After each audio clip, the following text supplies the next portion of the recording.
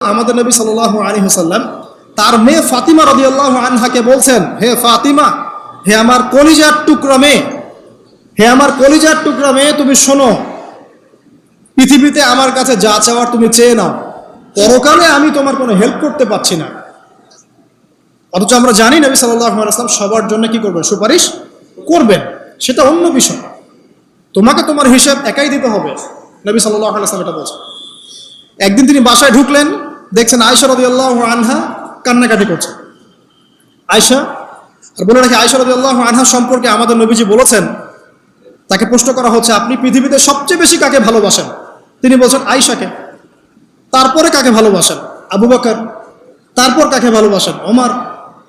কথা বুঝতে পারছেন? তো সেই আয়েশা রাদিয়াল্লাহু আনহা বাসায় কান্নাকাটি করছেন। তিনি বলছেন, কি জন্য কাঁদছো হে আয়েশা? আয়েশা রাদিয়াল্লাহু আনহা বলছেন, জাহান্নামের আযাবের ভয়ে আমি কাঁদছি। কি হবে ইয়া রাসূলুল্লাহ আমাদের শেষ হলো? তখন আল্লাহর নবী তার স্ত্রীকে বলছেন, যাকে তিনি সবচেয়ে বেশি ভালোবাসেন, তাকে বলছেন, তিনটা ক্ষেত্র বা তিনটা জায়গা আছে যখন পৃথিবীর কোনো মানুষকে চিনতে পারবে না পরকালে, এমনকি আমিও তোমাকে চিনতে পারবো না। সেটা কি? যখন এই যে মিজানের পাল্লাটা দাঁড় করানো, এই যে এটা ভারী হচ্ছে না হালকা হচ্ছে, এই সময় কেউ কাউকে চিনবে না, কারো কথা কারো মনে থাকবে না। যে গার্লফ্রেন্ডের জন্য আপনি জীবন দিচ্ছেন তার কথা আপনার মনে থাকবে না। যে স্ত্রী সন্তানের জন্য আপনি সারা জীবন দুর্নীতি করে গেলেন তার কথা আপনার মনে থাকবে না। এমনকি যে স্ত্রীর কাছে আপনি অনেক প্রেমময় স্বামী, সেও আপনার কথা মনে রাখবে না যখন মিজানের পাল্লাটা উঁচু করা। দুই, যখন আমল নামা ছুড়ে দেওয়া হবে, আমল নামা এভাবে উন্মুক্ত করে ছুড়ে দেওয়া হবে, ইকরা কিতাবাক, তুমি আজকে তোমার কিতাব পড়ো, ওয়া কাফা বিনাফসিকা আল-ইয়াওমা আলাইকা হাসিবা, আজকে তুমি নিজেই তোমার নফসের হিসাব নেওয়ার জন্য যথেষ্ট। এই সময় আয়েশা, আমি তোমার কথা মনে রাখতে পারবো না। একটা হচ্ছে যখন মানুষ পুল সিরাত পার হবে, তখন কেউ কারো কথা মনে রাখতে পারবে না। এখান থেকে শিক্ষা কি? নূহ আলাইহিস সালামের পরিবারের সদস্য হয়েও তারা আল্লাহর আনুগত্য না করার কারণে জাহান্নামে যাচ্ছেন। লূত আলাইহিস সালামের পরিবারের সদস্য হয়েও ঈমান না আনার কারণে তারা কি করছেন? জাহান্নামে যাচ্ছেন। আমাদের শিক্ষা হচ্ছে আমাদের পরিবারগুলোর, যে আমাদের এই বংশ, আমাদের এই যে টাকা পয়সা, স্ট্যাটাস, রং, হ্যাঁ, বাড়ি গাড়ি, পলিটিক্যাল পদ, কোনো কিছুই আমাদেরকে আল্লাহর আযাব থেকে বাঁচাতে পারবে না যদি আমরা প্রকৃত মুসলিম মুমিন না হতে পারি। তো পরিবারের সদস্যদেরকে আল্লাহ পাক ঈমানদার হওয়ার তৌফিক এনায়েত করুন। এবার আসেন সামনে, আরো সামনে যান, দেখেন ওই যে ইব্রাহিম আলাইহিস সালাম, মনে আছে? বাবা হচ্ছে ওই সমাজের সবচেয়ে বড় লিডারের ডান হাত, নমরুদের ডান হাত। সে হচ্ছে মূর্তি পূজারীদের সর্দার, মানে মূর্তি সে বানাতো, স্ট্যাচু মেকার। ইব্রাহিম আলাইহিস সালামকে আল্লাহ পাক ওই ঘরেই জন্ম দিয়েছেন যেখানে তার বাবা একজন শিরকের কাণ্ডারী। ইব্রাহিম আলাইহিস সালাম তাকে বোঝানোর চেষ্টা করলেন, বাবা এটা শিরক, এটা শয়তানের কাজ, এখান থেকে ফিরে আসো, আমি তোমার জন্য আল্লাহর কাছে দোয়া করবো ইত্যাদি। বাবা তার কথা শুনলো না। এটা তো এমন না যে তিনি শুধু একবার বলেছেন, তিনি হয়তো বলতেই ছিলেন, একদিন দুই দিন না, কিন্তু বলতেই আছে। এক পর্যায়ে বাবা তাকে বের করে দিলেন বাসা থেকে, ফাহজুরহুম, এরকম করে ইব্রাহিম আলাইহিস সালামকে বের করে দেওয়া হয়। কিন্তু তিনি বললেন, সালামুন আলাইক, বাবা আপনার উপর শান্তি বর্ষিত হোক, হ্যাঁ আমার আব্বা আপনার প্রতি শান্তি বর্ষিত হোক, আমি আল্লাহর কাছে আপনার জন্য দোয়া করব। পরে যখন আল্লাহ পাক তাকে বললেন যে কোনো মুশরিকের জন্য তোমার দোয়া করার সম্ভাবনা পাবে না, তখন থেকে ইব্রাহিম আলাইহিস সালাম দোয়া করা বন্ধ করে দেন। এখানে দেখেন, ছেলে, একজন যুবক ছেলে, তার মধ্যে ঈমান এসেছে, সে তার পরিবারের চলমান শিরকের বিরুদ্ধে কথা বলছে, প্রয়োজনে সে সেখান থেকে স্কিপ করেছে, তাকে বের করে দেওয়া হয়েছে, সে চলে গেছে, তারপরেও কিন্তু তাওহীদের সাথে শিরকের আপোষ করে নাই ইব্রাহিম আলাইহিস সালাম। সামনে যান, ওই যে তার স্ত্রী হাজেরা আলাইহিস সালাম, তার সন্তান এবং স্ত্রীকে রেখে আসছেন কোথায় বলেন? মক্কায়, তাই না? মরুভূমিতে, খাবার নাই, পানিও নাই। এখন ইব্রাহিম আলাইহিস সালাম চলে যাওয়ার সময় তার স্ত্রী বলছেন যে আপনি কি আল্লাহর আদেশেই আমাকে ছেড়ে যাচ্ছেন? তিনি বলছেন হ্যাঁ। তখন তিনি বলছেন, আল্লাহ পাক আমাদেরকে ধ্বংস করবেন না ইনশাআল্লাহ। এখানে খেয়াল করে দেখেন, তারপর সাফা মারওয়া সাই করলেন, জমজম কূপ পানি বের হলো, সেখানে কমিউনিটি গড়ে উঠলো। ইসমাইল আলাইহিস সালামের ঔরস থেকে পরবর্তীতে মুহাম্মদ সাল্লাল্লাহু আলাইহি ওয়াসাল্লামের জন্ম হয়েছে ওই ট্রাইবের মধ্যেই। তো এখানে খেয়াল করেন, এই যে সন্তান ইসমাইল আলাইহিস সালাম, তিনি যখন একটু বড় হচ্ছেন, তখন ইব্রাহিম আলাইহিস সালাম আসছেন এসে বলছেন আমি স্বপ্ন দেখেছি, ইয়া বুনাই আমি স্বপ্ন দেখেছি, ইন্নী আরা ফিল মানামি আন্নী আসবাহুক, আমি স্বপ্ন দেখেছি আমি তোমাকে জবাই করছি, ফানজুর মাযা তারা, তোমার কি রায় আমাকে বলো। এখন ইসমাইল আলাইহিস সালাম বলছেন, কিশোর ইসমাইল, ইয়া আবাতি, হে আমার বাবা, ইফআল মা তুমার, আপনি সেটাই করেন যা আল্লাহ আপনাকে আদেশ করেছেন। সাতাজিদুনি ইনশাআল্লাহু মিনাস সাবিরিন, ইনশাআল্লাহ আপনি আমাকে সবরকারী পাবেন। কার কথা এটা? ইসমাইল আলাইহিস সালামের কথা। এখন খেয়াল করে দেখেন, ইসমাইল আলাইহিস সালামকে কিন্তু তার বাবা 24 ঘন্টা কাছে রেখে মানুষ করেন নাই। কারণ তিনি থাকতেন ওই যে প্যালেস্টাইনে, সেখানে আরেকজন স্ত্রী আছেন সারা আলাইহিস সালাম, আসা যাওয়া করতেন। মূলত তাকে মানুষ করেছে তার মা হাজারা আলাইহিস সালাম। যেই সবরকারী, আল্লাহর প্রতি তাওয়াক্কুলকারী মা বলেছিল, আল্লাহ যদি আপনাকে আদেশ করে থাকেন আমাদেরকে ছেড়ে যাওয়ার জন্য, সেই আল্লাহ আমাদেরকে ধ্বংস করবেন না। ওই যে তাওয়াক্কুল, ওই যে সবর, তার গর্ভ থেকে আল্লাহ পাক জন্ম দিয়েছেন ইসমাইল আলাইহিস সালাম। যেমন মা তেমন সন্তান। যে সন্তান বলছে আমাকে জবাই করতে যদি আল্লাহ পাক আদেশ করে থাকেন আপনি করেন। তো ঘরের মধ্যে স্ত্রীরা, আমাদের ঘরের স্ত্রীরা যদি হাজারা আলাইহিস সালামের মতো না হতে পারে, সবরকারিণী এবং আল্লাহর প্রতি তাওয়াক্কুলকারিণী, আমাদের বোনেরা, আমাদের মায়েরা যদি হাজারা আলাইহিস সালামের মতো সবরকারিণী হতে না পারে, আল্লাহর প্রতি তাওয়াক্কুলকারী হতে না পারে, তাহলে তাদের গর্ভ থেকে কোশ্চিন কালেও ইসমাইলের জন্ম হবে না। কথা বুঝতে পারছেন? তাদের গর্ভ থেকে কোশ্চিন কালেও ইসমাইলের মতো সন্তানের জন্ম হবে না এবং ইসমাইলি প্রজন্ম গড়ে উঠবে না। এই জন্যই আপনি তাকিয়ে দেখেন ম্যাক্সিমাম পরিবারের সন্তান এখন বেলাইনে চলে গেছে। কারণ কি জানেন? মায়ের সমস্যা আছে। শুধু বাপেই সমস্যা থাকে না, মায়েও সমস্যা থাকে। মায়ের ফিতরাত সন্তানের মধ্যে চলে আসে। তো নারীরা যদি আল্লাহর আনুগত্যশীলা না হয়, মুমিনা মুসলিমা, 5 ওয়াক্ত নামাজ পড়া, লজ্জাস্থানের হেফাজত করা, খাস পর্দা করা, হ্যাঁ, স্বামীর আনুগত্যকারী, প্রেমময়ী, তারা যদি না হতে পারে, সবরকারিণী, তাওয়াক্কুলকারিণী, তাহলে ওই মাদের গর্ভ থেকে আপনি ইসমাইলের মতো সন্তান কিন্তু পাবেন না। ইল্লা মাশাআল্লাহ, ইল্লা মাশাআল্লাহ। আরো সামনে যান, দেখেন নবী মুসা আলাইহিস সালাম একজন ব্যক্তিকে একটা ঘুষি দিয়েছেন, সেই ব্যক্তি ওইখানে স্পট ডেড। আর ফেরাউনের লোকজন তাকে ধাওয়া করছে। মুসা আলাইহিস সালাম মিশর থেকে চলে গেলেন মাদিয়ান নামক জায়গায়।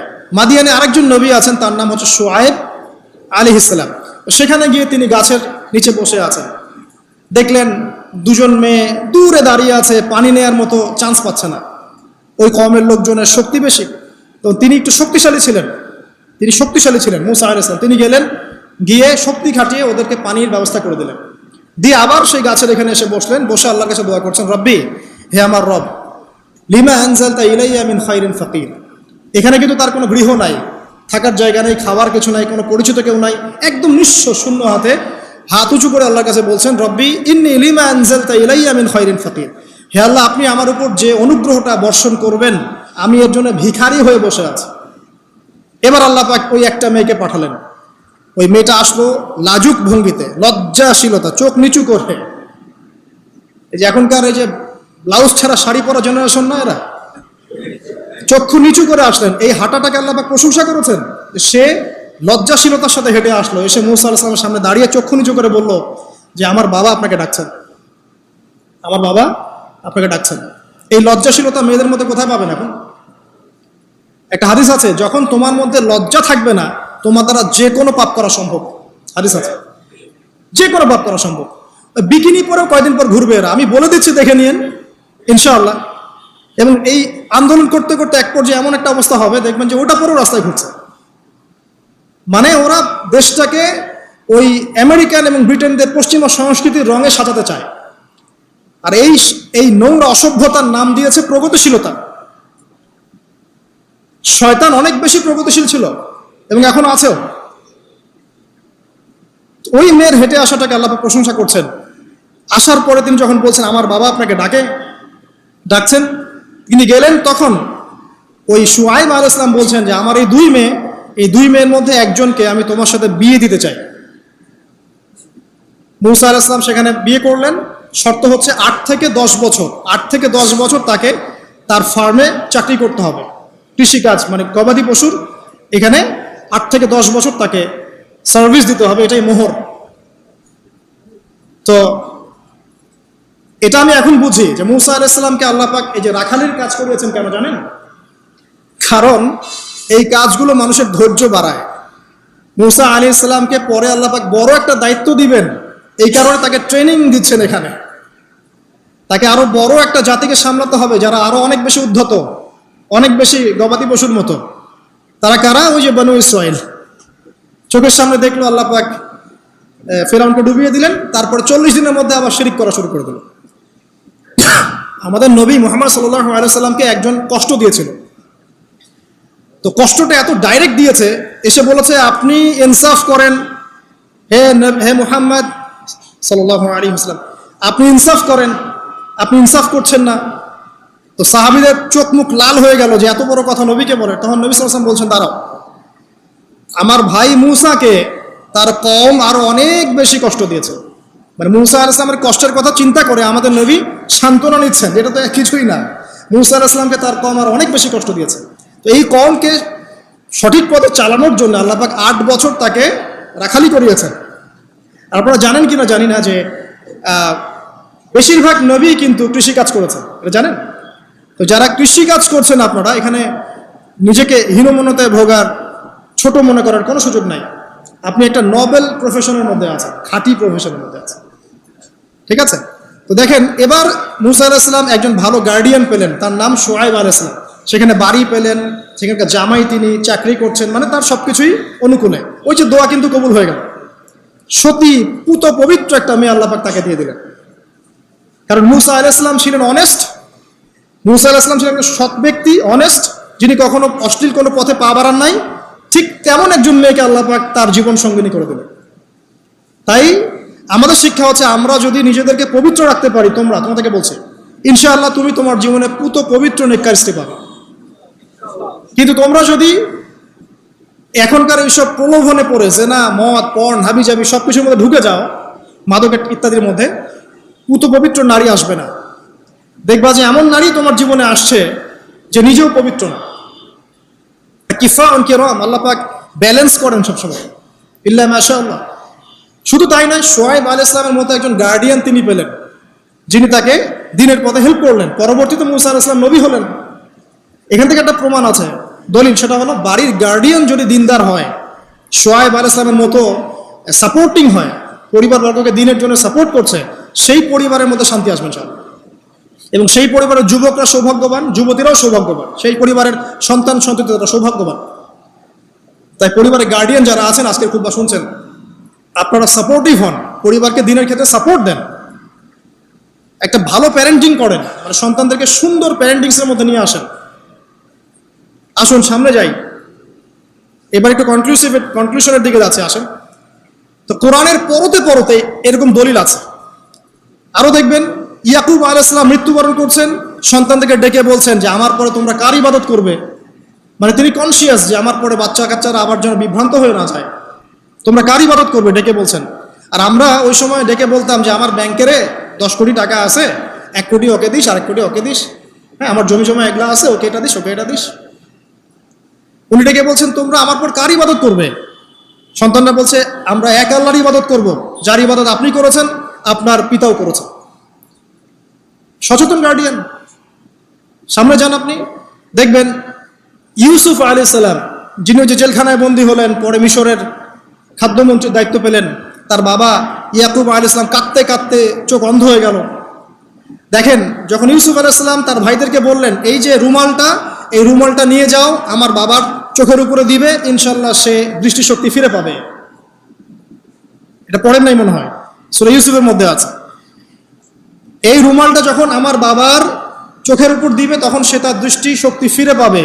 তখন ওই রুমালটা যখন তারা বহন করে নিয়ে আসছেন, অন্ধ ইয়াকুব আলাইহিস সালাম তিনি বলছেন যে আমি দূর থেকেই ইউসুফের গন্ধ পাচ্ছি।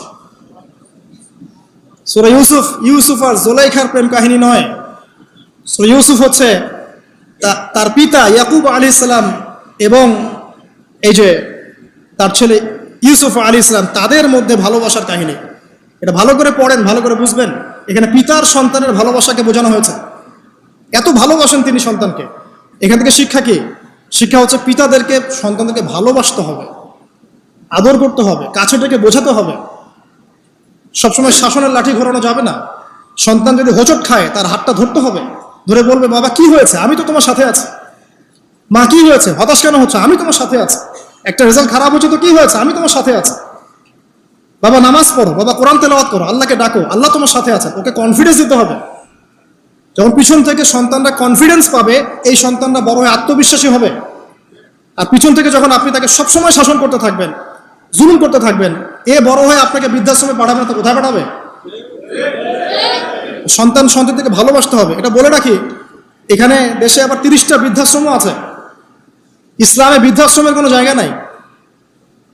আর এখন আমি চলমান একটা পত্রিকা রিপোর্ট দেখলাম গুগলে, নাম করা পত্রিকা, নাম বলছি না। তারা বলছে এখন বৃদ্ধাশ্রম সময়ের দাবি। বৃদ্ধাশ্রম এখন সময়ের দাবি, নাউজুবিল্লাহ। আর ইসলাম বলছে সবচেয়ে সেরা অধিকার দিবে মাকে, তারপরে মাকে, তারপরে মাকে, তারপর বাবাকে। মায়ের পায়ের নিচে জান্নাত, বাবার সন্তুষ্টিতে আল্লাহর সন্তুষ্টি, এগুলো ইসলাম বলছে। আর এখনকার সভ্যতা আমাদেরকে বলছে যে বৃদ্ধাশ্রম এখন সময়ের দাবি।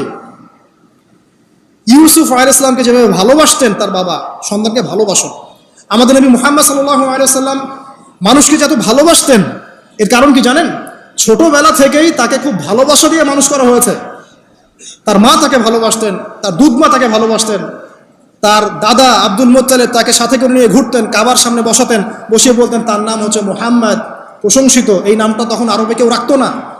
আমার এই নাতি, আমার এই ছেলের ছেলে ইনশাআল্লাহ এ বড় হয়ে নেতা হবে, এই কথা বলতেন।